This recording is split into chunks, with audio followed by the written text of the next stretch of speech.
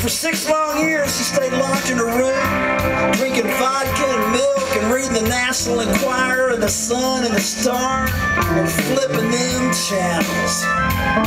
And then my sister graduated from school and the child support ran out and my mom was forced to go out and get a job. And I know I don't have to tell you, it's a mean, goddamn, cruel world out there. For a 50-year-old woman, no prior work experience, no college education.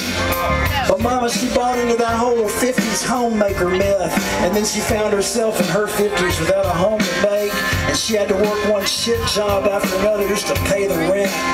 Until finally, fate or something led her to a place called R&D Trucking in Florence, Alabama. They hired my mama's what they call a truck log auditor. Every Monday morning, my mama, she'd come in and audit all them truck drivers' logs. They've been driving 2 miles without sleep or something. Her job was to catch it before the DOT fined them. And there was this one truck driver.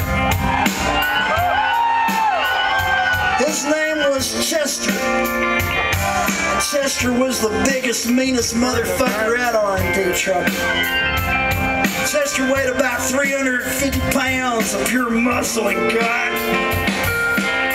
Chester had a tattoo on his forearm right there that said, Kim.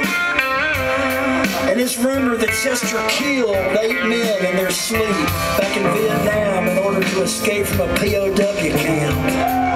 And now every Monday morning, my mama's having to call that big, tall motherfucker into her office and bitch him out. And finally, one day, she just snaps and she goes off the deep end and she starts yelling at him at the top of her lungs. And she says, Chester! God damn it, Chester, every week you fuck up your logs when you know I'm gonna catch you, know I'm gonna call you in here and bitch at you. What gives? But Chester just looked my mama right square in the eye. And he said, Jan, it's because I'm in love with you. And I knew the only way I'd ever get to talk to you was to fuck up my logs so you'd call me in here and bitch at me so sweet. And 6 months later to the day, my mom and Chester ran off to a tattoo studio. And he had Kim changed to Jan. And then they eloped to Pigeon Forge, Tennessee, and they got married at Dollywood. And I know you're sitting there going, that motherfucker's making this shit up. But I ain't making up a goddamn bit of this shit. And I just moved to Athens, Georgia that summer, and I didn't have no money to buy my present, so I wrote my mama this song as a wedding present. It's called 18 Wheels of Love. And normally I would do it right now. But this afternoon, we're going to tell you the rest of the story.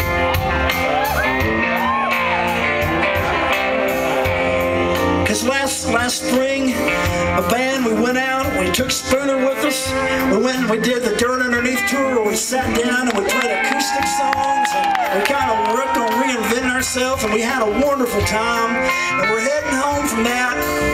And we're driving back and we're stopped in the parking lot of this giant casino complex outside of St. Louis, Missouri. And we're there and my cell phone rings and it's my sister. And she said, Patterson,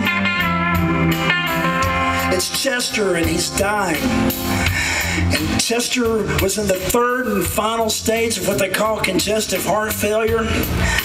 And he was given 3 to 6 weeks left to live. And his daughter was supposed to get married last summer in Stockton, California. And he was going to give her away and he had to call her up and tell her he couldn't make it. And she flew in with the grandkids so that they could say their final goodbyes. And he got down to 110 pounds.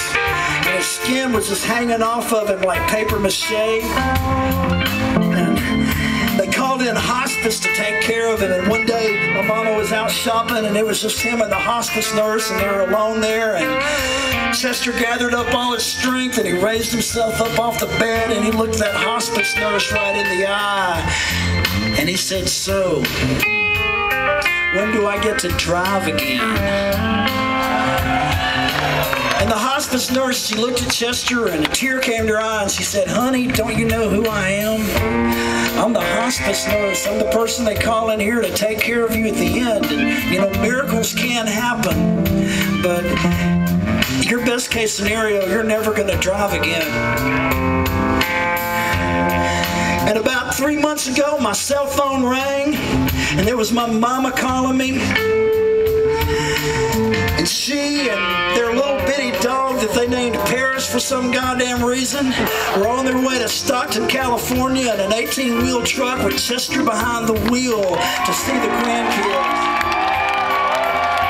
You think I'm making this shit up? I can never make this shit up. Every goddamn word's true. So this goes out to my mama and to Chester. The song's called 18 Wheels of Love. Every goddamn word's true.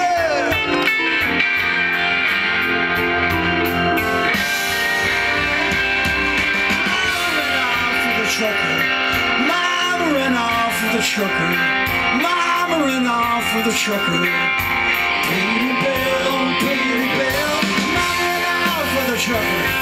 Mama ran off with the trucker. Mama ran off with the trucker.